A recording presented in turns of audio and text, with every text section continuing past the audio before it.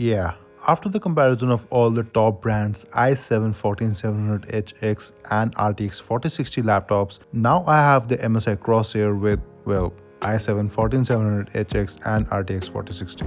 If only I had this laptop while making the comparison, cause trust me, it gives all the laptops a run for their money and probably even beats each one of them. So in this video, I'll tell you everything about the laptop and the reason why it probably is the best of the bunch. It comes with only one color, that is the Cosmo Grey color, and has a reimagined chassis from previous iteration and looks pretty badass in my opinion. A little bulky with these dimensions, but still has a refreshing look and weighs around 2.5 kg, making it quite a portable machine. It has a plastic build all over. I mean, it felt like plastic, but still pretty decent. And has a matte finish all over with this cool multicolor MSI logo on top, this multicolor design on top, and this texture design on the keyboard area. It has very thin bezels all over except for that a bit thick chin, and fashions a full-sized keyboard with translucent WASD keys and what looks like perky RGB, but really it is 24-zone RGB.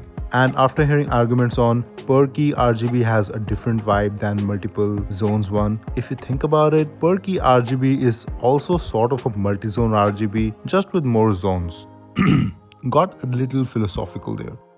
But yeah, the keyboard is divided into these 24 zones, which looks almost like a perky RGB and has a decent amount of effects to it. It is not as bright or has as many effects as the perky RGB keyboard though, but still it's pretty good. But yet again, it has that same cramped numpad, weird function key placement, uncomfortable zero numeric key, and enter key. I wish MSI have fixed it already.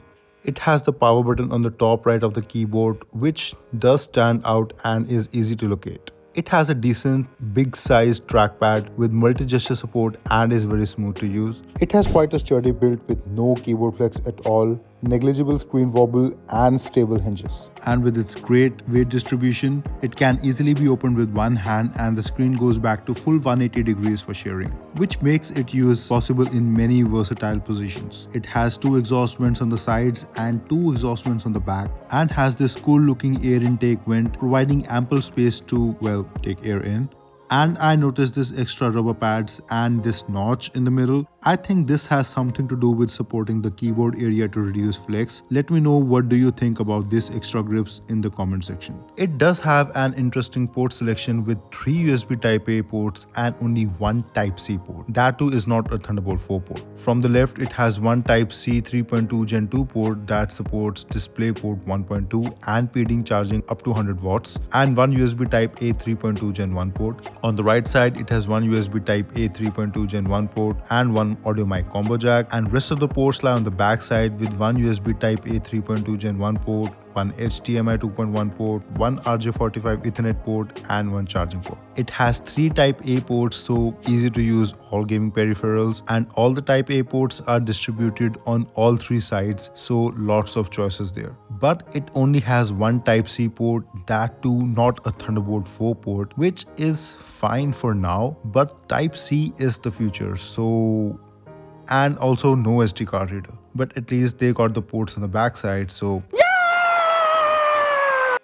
The screen is probably where this laptop redeems itself. Just keep on counting the features it has. It has a 16-inch 2K IPS anti-glare panel with a native resolution of 2560 by 1600, a wide aspect ratio of 16 by 10, a color gamut of 100% DCI-3, 1600 by 1 contrast ratio, and above all, 240Hz refresh rate. And with 2.4 millisecond response time, it's a dream for esport gamers. However, it does have some drawbacks like only 250 to 300 nits brightness. I couldn't find out the exact number, but it feels quite dim. Also, it has no HDR support. Some other features that it has are as follows. It has a mux switch but no advanced Optimus, so you'll have to restart the laptop for it to take effect. It has Wi-Fi 6 and Bluetooth 5.3 for that seamless connection. It has a 720p webcam on it and has a physical privacy shutter along with it. It has 2 speakers of 2 watt each that sound good enough. It has a huge 90 watt battery that lasts for about 1.5 hours of gaming gaming and up to 9 to 10 hours of regular usage. And it comes with a 240-watt charger. Now let's take a look at what exactly this laptop is packing. It comes with a Core i7-14700HX with 20 cores and 28 threads, of which 8 are P cores and 12 are E cores. RTX 4060 with 8 GB GDDR6 RAM and a maximum TDP of 140 watts. A 16 GB DDR5 RAM clocked at 5600 MHz and comes in dual channel, and it has 1 TB Gen 4 NVMe. And this hardware gave the following Cinnamon scores,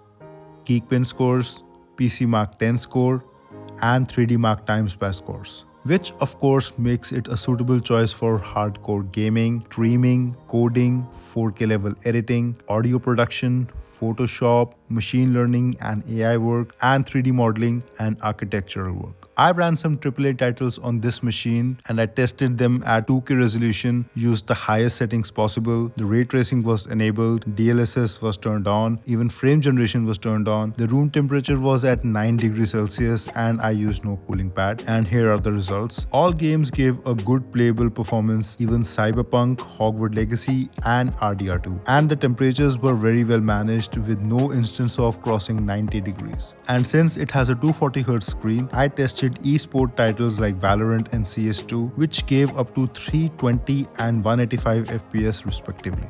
And finally, we have a laptop screen that can at least display up to 240Hz of this juice. Overall, I am pretty satisfied with its performance. Now, one could argue that frame generation and DLSS were on, so the results were good. But again, it was tested at 2K resolution with highest settings possible and even ray tracing was turned on. So it's really a balancing act. It comes with its own performance customization software known as the MSI Center, which provides options like hardware monitoring to see the system vitals and information, user scenario to change thermal profiles and mux switch, general settings that give options like turning on or off the Windows key, switching the Windows key and the function key, because well, even MSI thinks that function key placement is weird, display override for faster responsiveness of the screen, the mux switch, crosshair display, power saver mode, USB power share to turn on the always on functionality of the USB Type-A port, and customization of closed lid action. Next, it has lighting effects to control the 24-zone RGB, and it has AI engine that uses AI to customize the lighting, audio, and performance according to user needs automatically.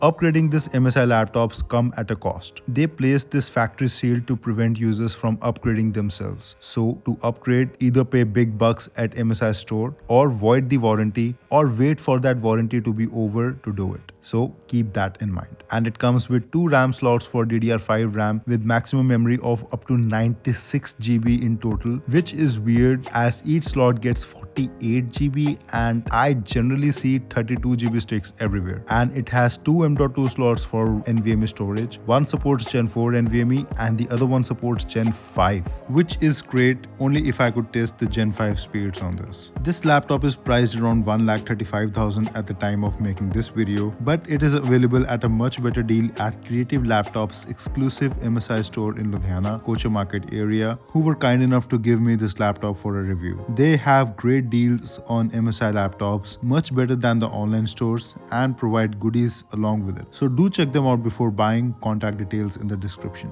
There are a lot of options available for this specification set of i7-14700HX and RTX 4060 like Helios Neo 16, HP Omen 16, Asus Strix 16, Lenovo Legion 5i Slim, and Lenovo Lock. And I have made a complete comparison of Helios, Legion and Lock. So do check that video before making a decision. So this is a great laptop providing good value for money considering its competitors, giving all the expected performance of i7-14700HX and RTX 4060. It has a great screen, it has great ports, it has good battery. However, it doesn't have Thunderbolt 4 port and is a bit thick as compared to others. But looks wise, it lies somewhere in between a cleaner look of Legion and Omen and the gamerly look of Predator and Strix. But it does have a 240Hz screen and a 24-zone RGB, which is still unbeatable at this price segment. But for a difference of 10,000, I would definitely consider buying this laptop.